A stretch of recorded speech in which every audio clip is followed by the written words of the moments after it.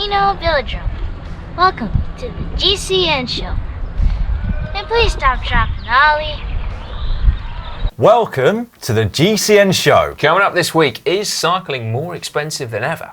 Or have we just forgotten how much things used to cost? Back in my day.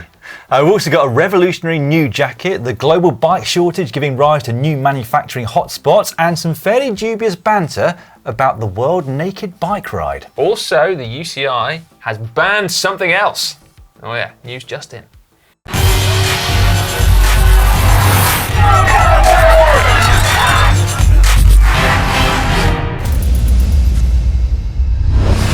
This week, in the world of cycling, we learned that even when mountain bikers get it wrong, the gravel bike still survives.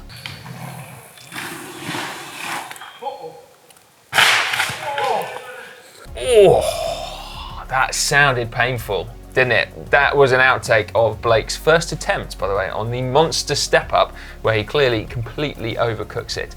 But undeterred, he's currently trying to backflip the Pinarello gravel. Is he? By the way, yeah, he is. Yeah. Blimey. Yeah. Anyway, we also learned who 2021's King and Queen of Gravel are. Unbound, formerly known as Dirty Kansas, took place at the weekend. Former road pro Ian Boswell took the men's race. Lauren de Crescenzo won the women's on her honeymoon. Nice. And one thing Dan actually missed on his report on yesterday's Racing News show was a story of Frederick Schmidt. He rode the 200-mile main event at 88 years of age. And whilst he didn't quite manage to finish, he did ride for 14 hours at 11 miles per hour, so over 150 miles covered. Chapeau. Yeah. That's great. I also learned this week that cycling's most multi-talented rider is not in fact Mathieu van der Poel, Lucinda Brand or Tom Pidcock, but rather Elise Chabbey. Yeah, Swiss national champ, stage winner at the Tour de Suisse this weekend, but also a doctor back in the pro peloton, having been working in hospitals during peak COVID crisis. That's right, she beat Lizzie Deignan of Trek Segafredo in a 2-up sprint on day one, but Deignan showed her return to form by winning the overall in the 2-day race, back in the calendar after 20 years away. Yeah. Now, Cervelo made headlines last week here in the UK as their R5S Lamborghini Collection is now finally available to buy on these shores. And so, in our latest GCN giveaway, no, obviously we're only joking, but 2 lucky people, both of whom need to be about 6 foot to 6 foot 3 inches tall, can ride away on one of cycling's most exclusive bikes. Yeah, we both meet that description. Dan. We do. But, unfortunately, Si, you also need to have a spare £18,500 or $26,000 burning a hole in your pocket. And that is a description I don't think either of us fit. No, we don't. Although, Dan, I reckon you should probably be able to get 10% off on a Cervelo because you did used to race for them. This is true, And yeah. probably a free jersey and shorts as well. Black shorts. I'd hope so, yeah. Now, even with that 10% off, that makes that Cervelo probably one of the most expensive bikes that money can buy. Thankfully. Well, yeah, but there are still plenty of bikes these days retailing at well over 10,000, and that's pounds, euros, or dollars. Of course, even when you have a bike, as we all know, you still need more things to keep riding. Yeah. Helmet, shoes, clothing, it all adds up, doesn't it? Yeah. For example, while you're probably unlikely to ride your $20,000, pounds, euros bike in the rain and the cold, if you did, you could also spend another $600 on an Assos jacket. And if that doesn't sound too bad, which it should, the matching tights are also 330 quid and the undervest 150 quid. Yeah, now Assos are perhaps the most premium priced brand, and it is easy to poke fun at them, but they are by no means the only ones. The fact is, you can spend a monumental amount of money on cycling these days. So what we're wondering though, is if it is in fact getting worse, or whether we're falling into the trap of it were better in old days kind of thinking. Yorkshire, was that? Attempt at, yeah. I do remember that the most expensive bikes about 30 years ago were what, £3,000 to £4,000, so Yeah. I guess $6,000 to $8,000. Now, if you input that into what was X worth Y years ago, you'll see that inflation only increased it to about £6,000 to £7,000 or $10,000. Quite some way behind our Lamborghini. Yeah, so yes, top-end bikes are now more expensive. I think that's a fact, isn't it? However, as we heard, only 2 people in the UK can buy a Cervelo to add to the 61 in the rest of the world. So really, it's perhaps not that relevant to the majority of us. So is cycling getting more expensive for normal people? Well, again, if we take our baseline of about 30 years ago, I reckon the benchmark price for a great bike in that era was about £1,000. So in today's money, that's about 2,000, which gets you a great bike, but it's perhaps still a little short of what you did get back then. Yeah, so on face value then, bikes have perhaps increased in price more than inflation, except that performance isn't measured in price. It's measured in... Actually, that's a good point. How do we measure performance? It is a good point. I mean, you can't look at a modern road bike and not think that at least it looks faster than a bike did 20 or 30 years ago. I guess it's likely to be a bit lighter. Although that said, with disc brakes, internal cables and aero bits and bobs on it, probably not much lighter. No, probably not. It is likely to be faster for reasons of aerodynamics and probably stiffness and rolling resistance too. So pound for pound, you are looking at getting more for your money now than back in the day. Bikes are better, and in the case of gravel bikes, actually, they didn't exist before, so they're definitely better. And also, some technology has trickled down and the price has come down significantly, like power meters. Yeah. They're a fraction of the price that used to be years ago. Carbon fibre, anything basically, and you've got gears coming out of your ears. You do, yeah. It's hard, though, to think that you've got great value when what you're using is so much less expensive than the very top end, isn't it? Because that's kind of what they say about happiness and satisfaction of like a nation. It's not what you have, it's how much you have in comparison to what others have. Which is why you're jealous of my muscles. Anyway, it's harder to be satisfied with a bike that costs £1,000 when some people are going to be riding around on Lamborghinis. So why then has the mid to high end gone completely bananas? Well, we think that there are two things going on here. Firstly, that there's more R&D, more tech that's going into products now compared to back in the day. And I think we can lay the blame at carbon fibre. It is more expensive to produce, and more than that, with its incredible properties, you can pour huge amounts of additional resource into the production to really fine tune it and get as much performance out as possible, make it lighter, stiffer, more aero, or more comfortable. Well, that theory is not completely cut and dried, is it? The old revolutionary Lotus bikes apparently sold for just £1,600 a frame set, which is a total bargain, particularly when you consider how bloody fast they were, and they were made out of carbon fibre back then. No, that is true, but in general, I think we can say that for brands pushing the boundaries now, it does take a lot of resource, doesn't it? Yeah. Worth saying though that there are diminishing returns to all of this. Well, that is true, actually, thankfully for the rest of us. And also, I think we should probably say that bike companies in general don't make tons of money from selling premium priced products, do they? So most of the sales come from low to mid-range. And in fact, the 63 ridiculously priced Cervelo, Lamborghini, whatever they are, will not change the balance sheet of Cervelo one iota. It's just a PR and a marketing thing, isn't it? Which brings us on to point number 2, I guess. There is a prestige value in selling expensive products. Yeah. Now, we often automatically associate quality with price. So if you want the best, you have to be prepared to pay, which also means that companies who want you to think that their products are the best rack up their prices accordingly. Yeah. Yeah, they do, don't they? Now, is this driving up the price of mid-range products? No, I don't think it is. I think that's too competitive a marketplace for that, isn't it? However, I can definitely think of some brands that operate on the reassuringly expensive model right at the top end. I tend to go in the rest of my life with reassuringly cheap. They say buy badly, buy twice, is it? Buy cheap, buy twice. I think I'd buy 3 times, but it's still cheaper than some of the alternatives. Yeah, well, I mean, that's a fair point. I'd be really interested to know what you think out there. Now, some of you might not have been knocking around for as long as Dan has, so you might not be able to remember cycling back in the old days, but do you think that bikes are good value now? I guess that's probably the most important question, isn't it? It's not whether it's more or less expensive, it's whether or not you feel like it's good value. So get involved in the comment section down below. It's time now for your weekly GCN inspiration, your opportunity to win one of 3 prizes by just submitting your inspirational cycling photos or videos to the GCN app. We pick our favourite 3, and that's exactly what we're about to go through now. Yeah, starting with 3rd place, winning, leaving you in suspense here, a gradient blue ass saver. Were you waiting for me to do a drum roll? Kind of, yeah. Anyway, the winning photo comes from J Riviera 96. This is cool. First 100k ride. Went to visit some friends out of town and took advantage of the great weather to achieve my first 100k ride. Started cycling last year in October and fell in love with the sport. How cool is that? Inspirational photo and inspirational message behind it. That looks like a very nice place to finish your ride and have a nice cool drink, doesn't it? It does, yeah. Just before you get into trouble in the comments, I think that was Rivera, not Riviera. Yeah. I was just looking at the photo. You're all criticising Si's mispronunciation there. Anyway, in second place, getting a cool white t-shirt and a maintenance book is KJ Cairns.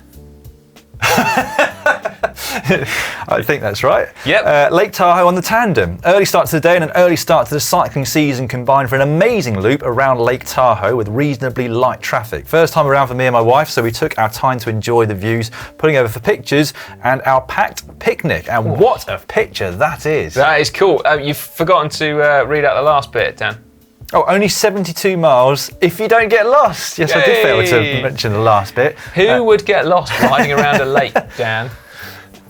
That exact lake. Indeed, yes. Yeah. Right then, first place, winning a GCN Core Red sweatshirt, a GCN Shadow stand, which is very cool for if you're taking more inspirational photos, and also a GCN Word logo t-shirt is J. Co. Or is it? No mistakes on this one. So, Blazing Hills. What are the rules for submitting a photo for someone else? I think this photo is incredible, and I mostly just wanted to share it with everyone. I don't want any prize it might win. If it does win, I'll be able to tell them to get in touch for sure. So, Ryuji, I guess? Ryuji, yeah. Ryuji, please get in touch because that is a cracking photo submitted on your behalf by Jayco, who is not getting a prize for that because he's nicked the photo. But yeah, well deserved. So get in touch with us on Facebook with a message and some sort of proof that it's you, and we'll get those prizes out to you. Yeah, very honourable, Jayco. Yeah, well. He is, isn't he? Or that's, she. Yeah, fair play.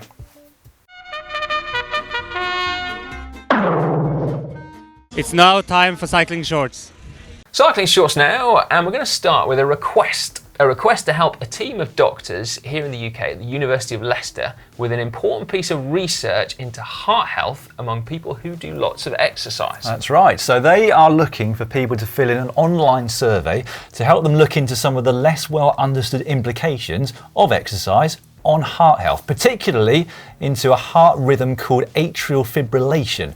High amounts of exercise is admittedly a tough thing to quantify, so their criteria is for people to have competed in at least one competitive organised event. Yeah, now that can of course be a local level race like a club TT or something. It certainly doesn't need to be the Tour de France. So if that is you, if you have done a bike race of some kind, then please fill in the survey. The link will be in the description below. It's potentially a really important thing to do, and we do love a bit of scientific research here, don't we? We absolutely love a bit of scientific research here. Now there is a second criteria to all of this. You have to be at least 40 to be eligible. So that's me, and Si hasn't got long to go. I've got ages, mate. A little over 2 years. Wow. Yeah. Yeah, but time flies when A, you're having fun, and B, you get older. So it'll be the quickest race to the line that you've ever had. I will take your word for it, mate. Anyway, moving on. The global bike shortage is gathering more column inches, even making headlines in big news organisations out. So the Financial Times has been reporting on the lead times for components that are well over a year. Although, worth saying, the issue actually now isn't with production. Components are being produced and at a faster rate than ever, we hear. It's mainly bike brands that seem to be struggling to get hold of things. So the order books are just, it's basically like bike parts, the new bog roll, aren't they? Happy days for the bike companies, I guess. Yeah. But one knock-on effect of this is that production is now gearing up away from the traditional manufacturing hubs of Taiwan and China. Now, the New York Times reported that Portugal, which is Europe's bike manufacturing hotspot, is rapidly expanding, including what's believed to be the first carbon bike frame factory in the EU. Well, there you go. I did not know, firstly, that Portugal was Europe's bike manufacturing hotspot, and secondly, that we didn't have a I didn't know that either, no. So there we go. Maybe the New York Times has got it right. Hopefully they have. Now, I did notice, though, that Mason, which is a UK brand that specialises in metal frames, are getting their new steel mountain bike frames made by a company in Scotland called Five Land Bikes. So this bike is the one used by a friend of the channel, Josh Ibbott, in the recent Highland Trail 550 Ultra Endurance mountain bike race, which looked amazing and also really hard. Brilliant stuff. Anyway, moving on, we've got to wish a big get well soon to Tom Pidcock now. So the breakout star of the season was fortunate to escape serious injury after he was taken off his bike, apparently by a driver. So he will now miss the Tour of Switzerland, unfortunately, but his preparation for the Olympic mountain bike race shouldn't be too badly affected according to what they've said. Yeah, what he needed though was this. Step aside, Castelli. French startup Urban Circus have created the Cirrus. WTF is that? That, Dan, is an airbag jacket. So according to newatlas.com, it's a normal jacket, but when its built-in sensor, plus a sensor that you place on your bike under the saddle, detect an incident simultaneously, the airbag deploys within 0.08 seconds to protect your back, chest, and neck. So apparently they're currently crowdfunding now, and if you get in early, you can save 40% off the retail value. And what is roughly that retail value, Si? Well, it's only fractionally more than an ASOS winter jacket at $890. Blooming heck. Yeah, well, you say that, but apparently they have smashed their funding target in just 30 minutes. Wow. On Kickstarter. Yeah, so maybe not wanting a premium airbag jacket puts you in the minority now. I've also got some bad news for them, though, despite their crowdfunding efforts, because you say step aside Castelli, Yeah. but they've actually got there first with Tom Pidcock. Look at this. That looks nice and warm as well, doesn't And it? safe, yeah. Yeah, brilliant. I like that. Right, some good news now. Dispensing with safety jackets, the World Annual Naked Bike Ride is on. On Sunset Beach in Vancouver this Saturday, the 12th of June. Yeah, it's a ride that takes place to protest against car culture, oil spills and pipelines on a 9-kilometre loop. And it's meant to be apparently an easy leisure ride, but some participants still go hard. In all seriousness, there is a dress code. Helmets are mandatory. Ooh, sexist. Come on, being serious now. Helmets are mandatory, and they recommend shoes and sunscreen too, as well. So if you do take part, I want to get everyone to do a welcome to the GCN show. Which we'll use that next week. Have you just thought about that joke now? You're laughing at your own joke. That would take a lot more pixelation. It would the actually, introduction wouldn't it? than the introduction to cycling shorts uses currently. It'd be quite a lot of work for the editors, wouldn't it? Just before, though, we finish with cycling shorts for this week's GCN show, we're actually going to announce quite a few winners now from our giveaway. So first up, in our Castelli Premio bib shorts, well done to Simon Marks. We'll get those bib shorts over to you just as soon as we possibly can. Yeah, and the winners of the new Wahoo Bolt are Ed Paul, Stephen Schwartz, Darren Harvey, Anna Fox, and Rick. You think that's Packet or Paquet, I'd say. Paquet, yeah. Anyway, well done to all of you lot. Now, lastly, news just in, the UCI have announced they're banning more new tech. Yes, Rule 1.3.006 BIS Point 3 bans the in-competition use of devices that capture information on metabolic values, including but not limited to glucose and lactate. Which means that Super Sapiens, the wearable device that allowed Connor to monitor his bonk ride, is now not usable in competition. No. Is bonk monitoring allowed in the World Naked Bike Ride? Watch this space, I guess. Hack/Bodge of the week now. All you need to do to get involved in this part of the show is submit your own or somebody else's hacks and bodges, and we will rate them as you will you by voting over on the GCN app. The first one this week comes from Heb1001. Cheapest era upgrade, ? I'm not sure if this actually helps, but I got 3 PRs with it when I tried to test it today, but I took a wrong turn, so I've got to test it again. You're right, so I'm guessing, is that duct tape over the helmet vents? Yeah, we've had this before, haven't we? have. And we have discussed the possible safety implications of this. We have. Basically, don't mess around with your crash helmet because... Did you deliberately put crash in I there? did, yeah. I did, yeah. I don't want any more double entendres in this part of the show, please. Because basically, it needs to be slippery, shiny. Yeah, we'll move very quickly on from that. Yes, but I'm going to say please. bodge because of the safety implications. And... Si? Yeah, bodge, yeah. Yeah, 77% of people went with bodge for that one. There we go. Right, this one came in from Pete Warburton. Cable ferrules. Interesting, I hear you say. Building my custom rally Grand Sport, I needed some cable ferrules for the end of the cables, but the original bike didn't have ferrules. Guessing it's a bit of a vintage piece. So he said I took to my metalwork lathe to knock up some alloy ones. Homemade cable ferrules. Something I didn't know I needed, but they look lovely. Where does the use of a lathe work in conjunction with 3D printing for you, Si? Oh, right up there. Is it? Yeah, that's like Equal? an art form, isn't it?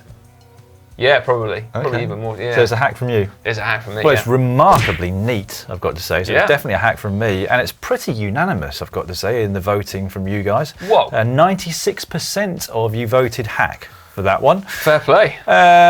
Bodge, the next one? Yes. It comes in from Captain T-Rex. Hack or bodge, painter's tape to hold your banana snack. I honestly thought it wouldn't stick, but they stayed on for over 30 kilometres and helped fuel me for the first 100 kilometres. What are you saying bodge to, by the way? This. Well, I know, but what specifically? The fact that they're like Gaffer taped onto taping the top bananas onto your frame. See, I'm bodging it because I hate bananas when I'm on do my you? bike. Absolutely detest Really? them. They make me feel more hungry. I have a banana and I'm like, I'm really hungry now. I thought you were just going to say you didn't like the taste of them. No, but it's I not quite that. like It's bananas. just that they make you want more. Yeah, if you're going to have bananas, at least slap them in a sandwich with some like peanut butter and honey. No, I'm getting hungry. That's good, yeah. And then tape that to your frame. Yeah, absolutely. Right, there you go, bodge for me. Yeah, bodge from me as well, and a bodge from 72% of the general public. Right, next up. Tedious, T-Y-D-D-S. Tedious, I reckon that might be it, yeah. Tedious 28, there we go. 3D printed hack, camera holder and saddlebag. Look at this, an aero saddlebag tucked in there to minimise drag coming off your seat post and, well, whatever that bit is, seat tube cluster. I wanted to clear up my pockets, so I made this saddlebag to carry my wallet, tools, nutrition and make it seamless with the bike. I bet you could fit a couple of bananas in there as well. Well, I bet you could if you wanted. And some peanut butter and a couple of slices of bread. There you go. I think genuinely that's quite a hack. I think that's brilliant, yeah. That's I'm really going with cool. hack with that one. And not quite as unanimous, but not far off. 89% voting Just hack for that one. Promise me you're going to be careful packing it, because the trouble with like solid saddlebags is they can be a bit rattly, can't they? Oh, true, yeah. So the last thing you want is for your super slick aero saddlebag to Yes. actually be like a boombox. Just want some lightweight foam to pad it out. There you go. Next up, this from Trackman. That was an easy one to pronounce, wasn't it? Tarmac fixed the broken shifter. Bridge piece failed on back of lever with a cable tie, and it works very well. That is everything that is wrong with zip ties in the worst possible place. I mean, look at that really sharp, pointy bit, exactly where your fingers go. Yeah. I mean, that is utterly horrific. I appreciate you needed to fix your shifter. But That is a small finger cut waiting to happen, isn't it? yeah, and the use of the present tense there works very well. It leaves me horrified. With no indication that Trackman has got any aspirations to change that anytime soon. No, he's exactly. happy with it as it is. Get it off your bike now. That's horrific. Right, yeah. bodge. Bodge. Yeah, 100%. 72% going for bodge. Right then, Bergeron said handlebar tape holder, which is interesting. When you wrap the bar tape, it always comes off when you let go. This is an IKEA Betty Dig used for hanging up a curtain pole, and it's perfect for the job. You know what? It's a device I never thought I knew I needed, but actually now I see it on there. I'm like, well, yeah, there are sometimes those points where you're taping your bars and you get. It all gets unravelled, doesn't it? Well, that's very it. quickly. Like you suddenly think, oh crap, I've got to get my scissors and my electrical tape, or you need to scratch your nose or something. Yeah. There you go. You just need an IKEA Betty Dig. I mean, it looks good, but I can't help but think that white bar tape is a little bit short. Well, yeah, and you really need to take the yellow bar tape off. I mean, double wrapping is a thing, isn't it? But True. I'll go with hack, I think, on that one. yeah, Are you? I think that's a hack. Okay. Makes a sort of quite a tricky job simpler. All right. Well, we're going with hack, and 63% of you went with hack for that one. Nice. What have we got left? This one came in from Andreas Goss. Good grief. Perfect bike for an epic ride of the GCN crew. Maybe you can somewhere fit a fifth rider onto it, seen on our ride near Moran in South Tyrol. Oh my days. Do not let Hank see this. That is, well, that's left us speechless. That Which is I'm sure will please a mental. lot of you. Can you imagine Connor sat on the front there with his head at the same height as Hank? As who's Hank sat just on top of cranks him? and pedals. Yeah. I mean, there is quite a big part of me that would like to see Connor, Hank, Manon, and probably Ollie, actually, sat on that. I think that'd be quite cool. Well, any 4 people apart from us 2 is basically what you're saying, isn't it? Yeah, basically, yeah. I'm not getting anywhere near that. Well, I'm just going to say hack for the sheer ingenuity and even attempt at riding such a contraption. You said that it's seen on your ride. Did you see people riding it, or is it just like something that's just locked up? Because I cannot. I think it's got a imagine front puncture, which could make the riding of it even more hazardous. Well, I suspect if you've got 4 people on 2 wheels, You get pinch puncture. you probably will get a flat. Yeah. I'm gonna say Bodge, probably. Yeah. All right. Well, I went with hack for that one. Just well, I gave my reasons before, but understandably, a lot of you went with Bodge, 86%. Finally, this week, this one from Jam Soul: quick release toilet holder utilising an entire bike frame. Wow. Ha! How cool is that? Spotted in his local bike shop or bike co-op toilet. Seems functional enough. Yeah, that's pretty cool. Not the neatest I've seen. No. In fact, in general, the toilet doesn't look particularly neat and tidy, does it? No, that plumbing leaves a bit to be desired, doesn't it? But we're not rating the plumbing. No. We are rating the bike-related hack or bodge. No, not keen on that. Going with bodge. Yeah. I mean, it's quite a nice use of an old bike frame, but yeah, like you say, the execution is a bit below par, leaves a bit to be desired. Yeah. Well, we are in the minority on that one side because actually 65% of people voted hack. No way. So there you go. Oh, well. Right, don't forget to keep uploading your hacks and bodges to the GCN app, and we will be giving our opinions and yours on next week's show. Yeah, along with Rate My Plumbing, which is a new feature for next week. Upload your plumbing photos to the GCN app, and we can discuss them then. Right, it's that part of the show where you get a chance to get your hands on a coveted GCN Elite water bottle. It is, of course, caption competition. This was the photo we gave you last week, and we asked you to put witty captions to in the comments section below the video. The winner is John Jacobs with the caption, "The only time a cyclist will ever be said to have big guns." There you go. Yep. I see Nice. what you did there, John. Yeah. Get in touch with us on Facebook and we'll send out a bottle, not that one in particular, as soon as we possibly can. Yeah. Right, this week's caption photo is this one from the Criterion de Dauphiné of Lucas Ovsian.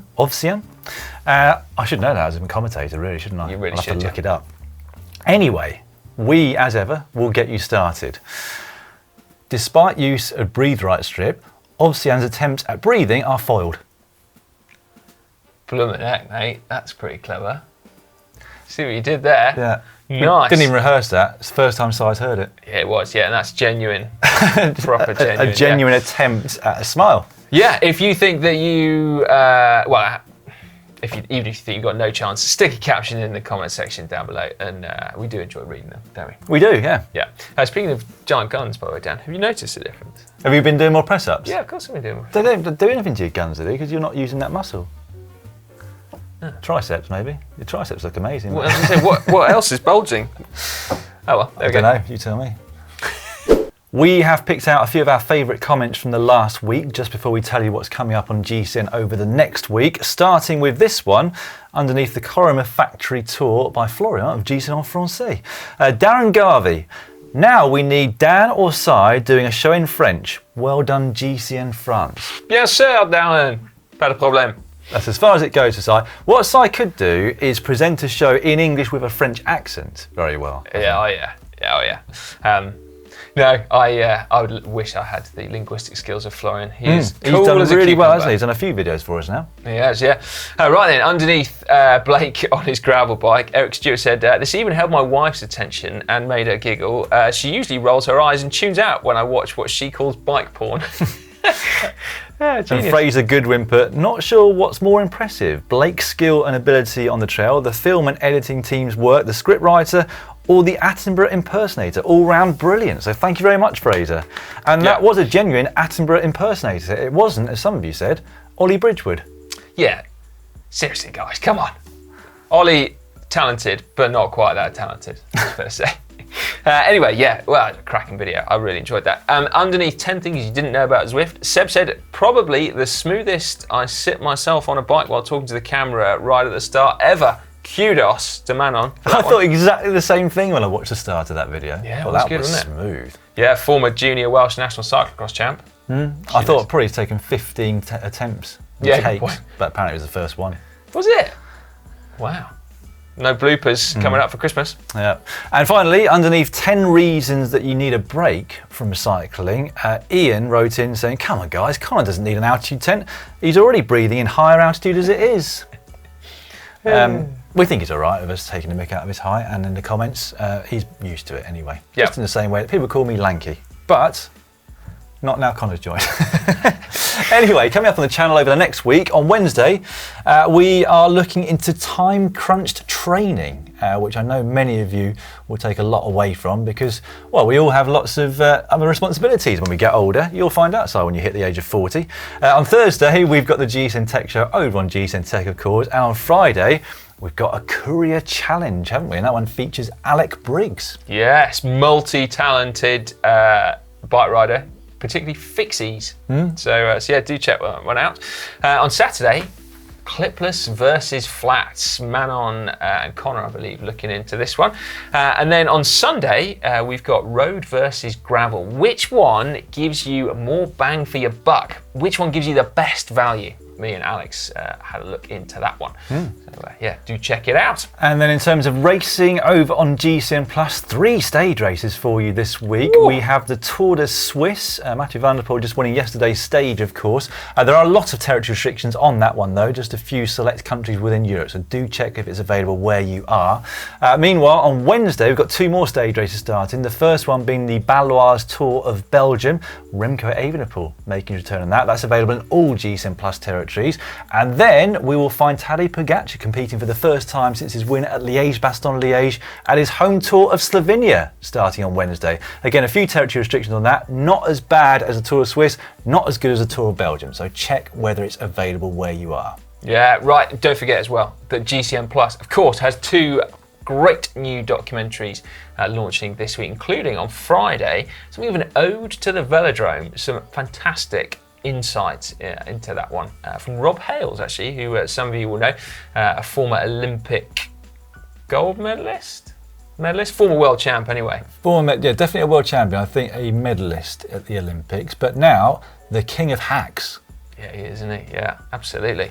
So yeah, anyway, definitely check that one out. Cracking film. Right, I think that brings us to the end of this week's GCN show. I've got a feeling it's been a long one.